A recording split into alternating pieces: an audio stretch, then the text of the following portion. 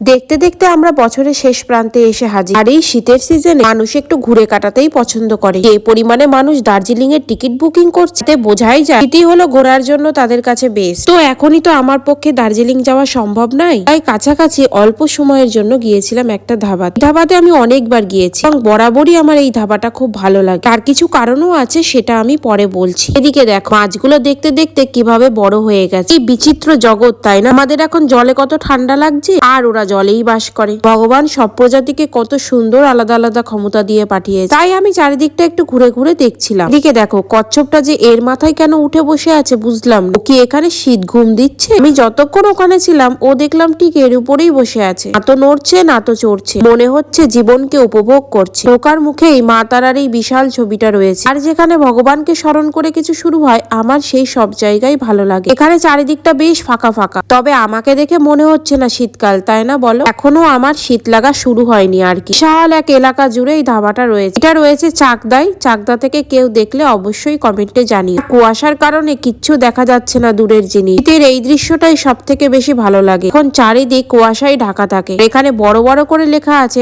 I love সাই ধাবা। তোমরাও সময় পেলে এখানে এসো, সময় কাটিয়ে যেও। আমি বলছি নিঃসন্দেহে অনেক ভালো লাগবে। এখানকার খাবারও ভালো, জায়গাও ভালো, আর এদের ব্যবহারও ভালো। আর এই কারণেই জায়গাটা আমার ভালো লাগে। আর বাড়ি থেকে যেহেতু একটু দূর, তাই আস্তে আস্তে একটা বেশ লং ড্রাইভ হয়ে যায়। জিনিসটা বেশ উপভোগ করা যায়। আমি তো বলেছি ঘুরতে ভালোবাসি। কথা বলতে বলতে বাড়ি যাওয়ার সময় হয়ে গিয়েছে। দেখতে দেখতে এবার বছরটাও শেষ হয়ে যাবে। এই বছরের শেষ কটা দিন সবাই খুব এনজয় করো। Take love and tata.